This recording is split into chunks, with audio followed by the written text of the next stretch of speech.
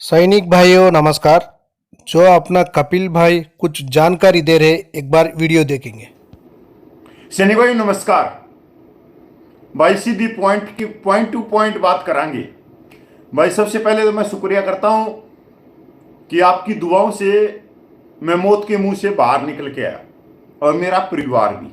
और मेरे पास में हजारों फोन आए, हजारों व्हाट्सएप मैसेज आए जिनका मैं उत्तर नहीं दे पाया और न ही मैं उठा पाया।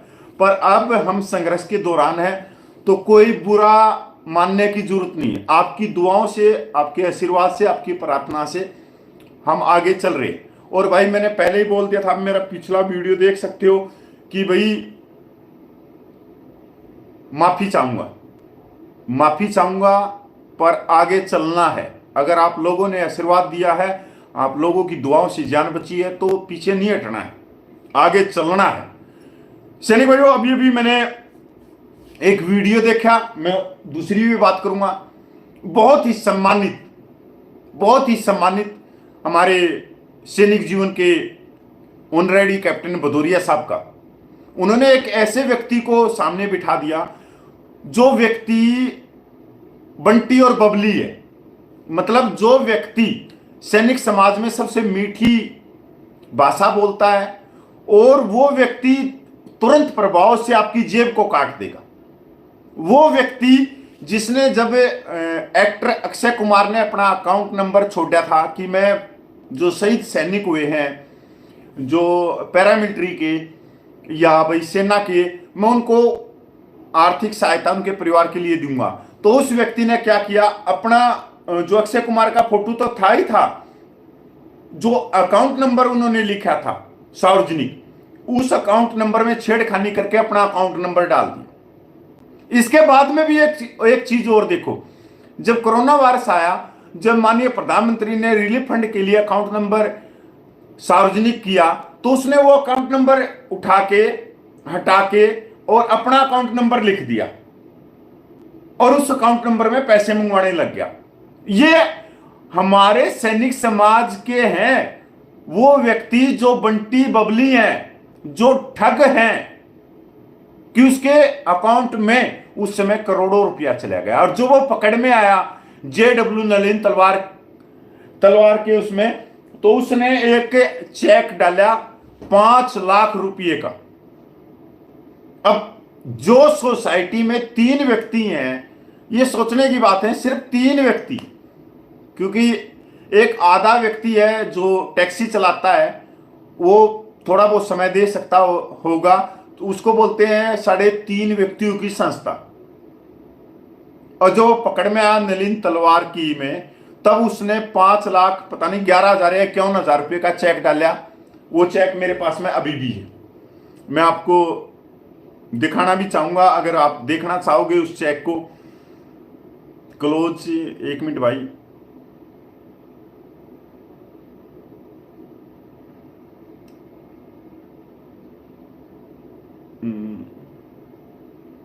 ₹5,05,551 का ये चेक। 3 व्यक्ति, सोचने की बात है, वो प्रधानमंत्री रिलीफ कोरोना फंड में क्या 3 व्यक्ति 5.5 लाख रुपए का चेक भेज सकते हैं? हमने वो तस्वीर दिखाई आप लोगों को कि ऐसा नहीं है कि 75 सालों से जो सैनिकों की मेन जो न्याय की बात है, भेदभाव की बात है, वो सरकार तक क्यों नहीं पूछ सकी, क्योंकि हमारे अंदर भी ऐसे व्यक्ति बैठे हैं।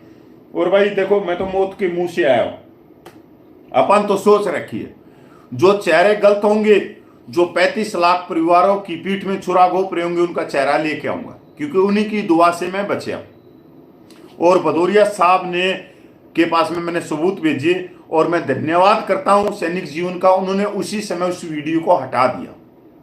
और भाई बहुत अच्छी खबर देते हैं, बहुत अच्छी देते हैं कैप्टन भदौरिया साहब। आप उसके चैनल को फॉलो करो और जाओ और ये करो।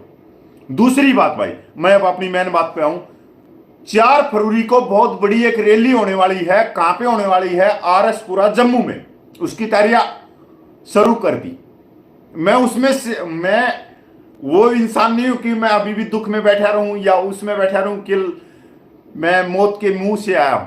नहीं, निकालने वाले भी तो आप ही हो, आपकी दुआएं तो हैं। शाम तक मेरे पास में समय नहीं था, कोई बात नहीं, पर उसी लाइन पे तो मैं आ गया।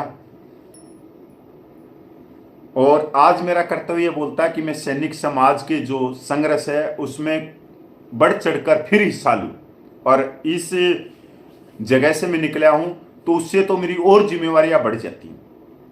तो 4 फरवरी आरसपुरा जम्मू में बहुत बड़ी रैली होने वाली, और ये रैली सिर्फ एक जम्मू के पूर्व सैनिकों के लिए नहीं है, ये कश्मीर कन्याकुमारी तक के पूर्व सैनिकों के लिए ये रैली है। भाई पता नहीं, ये जो रैली होने वाली है 4 फरवरी को, ये सिर्फ एक जम्मू कश्मीर के सैनिकों के लिए नहीं है, ये कन्याकुमारी तक के पूर्व सैनिकों के लिए, पूरे भारतवर्ष के पूर्व सैनिकों के स्वाभिमान की, आत्मसम्मान की और उनके न्याय की है रैली। इसमें बढ़ चढ़कर हिस्सा लो।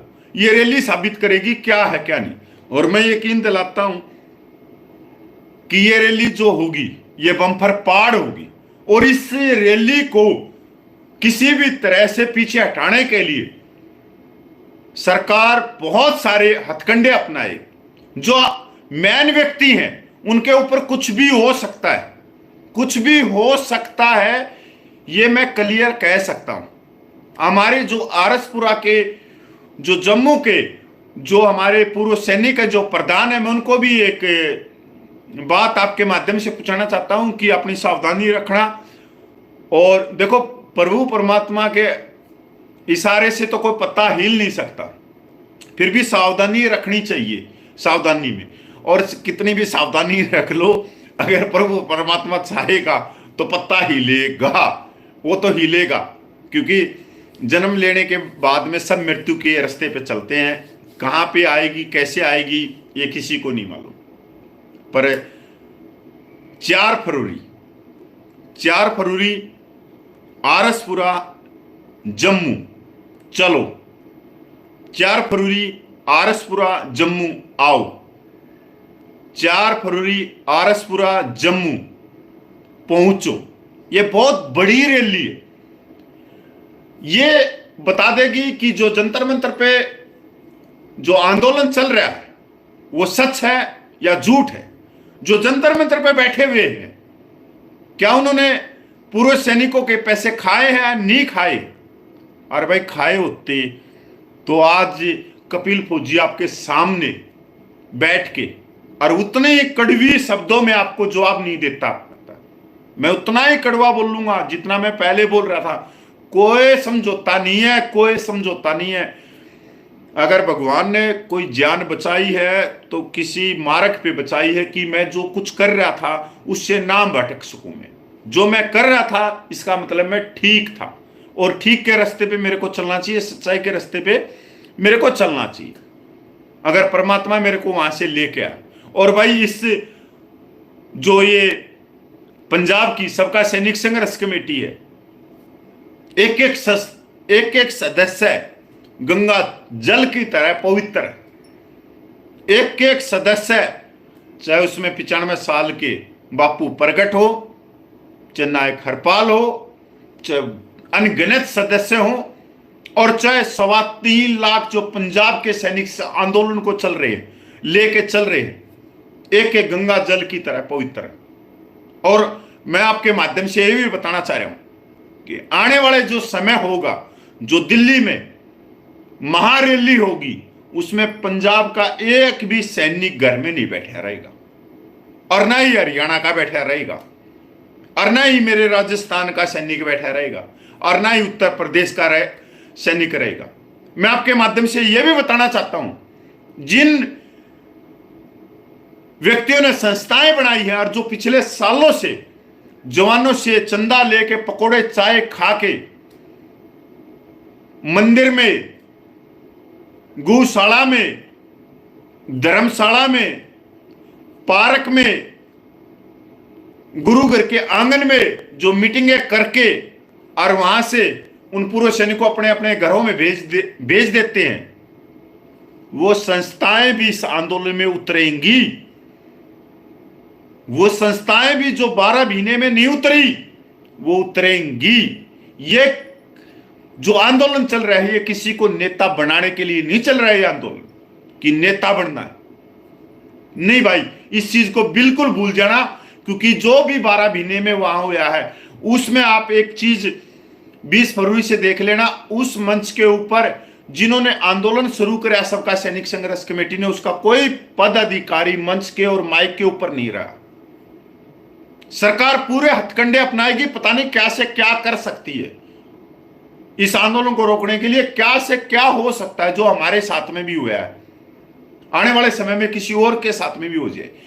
उस चीज से नहीं घबराना है, क्योंकि परमात्मा के अलावा कोई पत्ता नहीं हिला सकता। पर आप बहुत चढ़ती कला में हो, बहुत अलग दिशा में आप चल रहे हो, सच्चाई के रास्ते पे चल रहे हो, आप संविधान के दायरे में चल रहे हो।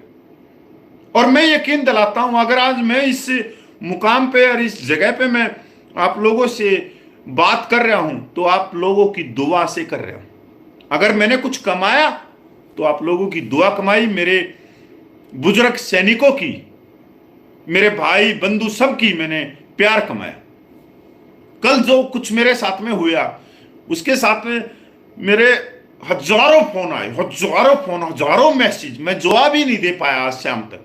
4 बजे के बाद में मैं फोन शुरू करे नहीं, मैं माफी चाहता हूं, मैं इतने फोनों को नहीं दे सका।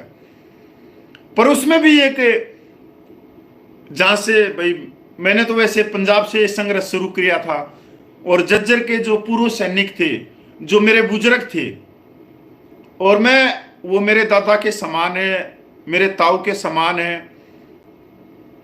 मैं उनको भी आज भी दादा ताऊ नहीं बोलता, मेरी गलती लगा लो, कुछ भी लगा लो, मैं उनको भाई बोलता हूं। मेरे से उम्र में भी 90 साल के हैं, 86 साल के, 27, मैं उनको भाई बोलता हूं मैं, क्योंकि वो मेरे संघर्ष के साथी है। मैं उनको दादा बोल के उनके मनोबल को नहीं गिराना चाहता, मैं बोलता हूं भाई आ जा, चले। और हमारे सब जानते हैं 87 साल के हवलदार ग्रेनेडियर ग्रुप के बलवंत एलावत पूरी रात नहीं सो सके। हमारे कैप्टन राजेंद्र साहब हैं, पूरी रात नहीं सो सके, बहुत बड़ी उम्र है। हमारे शिव कुमार हैं, हमारे वो भी एलावत हैं। हमारे जज्जर में गुच्छी गांव पड़ता है, जगबीर हैं जज्जर से हैं, हमारे जयचंद साहब हैं दौड़ से हैं, कपूर साहब, पता नहीं कितने मेरे पास में फोन आए। अगर मैं गिनवाने लग गया तो ये वीडियो नहीं रहेगा, ये वीडियो महाभारत हो जाएगा। और मतलब उन्होंने पूरी रात मेरे पे कॉल करते रहे, कहाँ है, कैसा नहीं है। और पूरे देश से जो फोन आए वो एक अलग चीज है। तो इस संघर्ष में कुछ भी हो सकता है, क्योंकि संघर्ष आप 75 सालों में ये संघर्ष उठा है, और आपको छोटी मोटी चीज से नहीं लड़ रहे, आप एक पहाड़ से लड़ रहे हो। जो 75 सालों से जो आपके बीच में जो दीवार खड़ी कर दी, उससे आप लड़ रहे हो, और वो बहुत अलग चीज है। तो सैनिक भाइयों, 4 फरवरी आरसपुरा जम्मू में बढ़ चढ़कर हिस्सा लो। जो आरसपुरा के जो सम्मानित सदस्य लगे हुए हैं, जो वहां के प्रधान हैं, उसके बाद में हमारे एक बहुत ही ऑनरेडी कैप्टन है महेश शर्मा जी, वो भी लगे हुए हैं। भाई इनका खाना कम पड़ जाना चाहिए उस दिन, पानी खाना सबके में कम पड़ जाना चाहिए। इस तरह से उतर जाओ कि ना बैठने की जगह मिले, ना कुर्सी मिले, मतलब जहां देखें पुरुष सैनिक, जहां देखें माता बहने, रोड पे भी, रोड के उस पार भी, और रोड से 500 मीटर पीछे भी। तो फिर तो पता लगे कि हाँ ये रैली हुई है, जिस तरह से 23 जुलाई को दिल्ली में हुई थी। अगर सबको सीट मिल गई, सबको खाना मिल गया, पानी मिल गया, फिर वो रैली कोई काम की नहीं भाई। फिर मैं तो मानता हूं वो रैली कोई नहीं। रैली वो होती है जिसमें खाना ही ना मिल रहा, पानी ही ना मिल रहा है।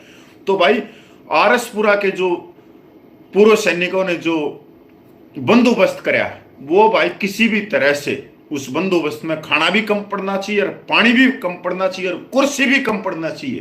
तब तो आरसपुरा के सैनिक गौरव करेंगे कि इतनी बड़ी संख्या में पूर्व सैनिक पूछ गए, पंजाब से भी, हिमाचल से भी। और आरसपुरा में तो खुद में ही कम से कम 25-30 हजार से ऊपर पूर्व सैनिक हैं। अगर आसपास की डिस्ट्रिक्ट को भी लगा दे तो लाखों की संख्या में, पर पंजाब से भी बहुत ज्यादा संख्या में वहां सैनिक आ रहे हैं, हिमाचल से भी आ रहे हैं, जो लगता इलाका है हमारे, ये जो पंचकुला अंबाला साइड के हैं, ये भी सैनिक वहां पूछ रहे। तो चलो आरएस 4 फरवरी आरएसपुरा, मैं तो अपने पुराने रोल में हूं, मैं उसी में रहूंगा, इसमें कोई वो नहीं है, थोड़ा समय लगेगा। जय हिंद, वंदे मातरम, जय भारत भाई। सैनिक भाइयों, जो कपिल भाई बताए वो पूरा जानकारी ले ले होगा आप लोग। जो अपना भाई के लिए जो एक्सीडेंट हुआ था, जो फैमिली बच्चा पूरा उसी कार में था, लेकिन भगवान का कृपया से उनको सेफ से बाहर आ गया है। लेकिन कार को तो बहुत ये हो गया, लेकिन कार होने से भी आपका जान का कोई भी प्रॉब्लम नहीं है, पूरा ठीक है बोलकर बताया हुआ है कपिल भाई ने। और एक बात है, 4 तारीख को, फरवरी 4 तारीख को आरएसपुरा में जो मीटिंग बड़ी रैली चलने वाली है, उसमें पूरा अपना भाई लोग पूरा शामिल होकर उसी रैली को सफल करना बहुत ज़रूरी है। जो अपना भाई लोग पूरा एकता से सफल करने से जो सरकार जल्दी से जल्दी अपना मांगों को दूर करेगा। ओके फ्रेंड्स, नेक्स्ट वीडियो मिलेंगे। जय हिंद, जय भारत, भारत माता की जय। जय सैनिक एकता, जिंदाबाद जिंदाबाद जिंदाबाद।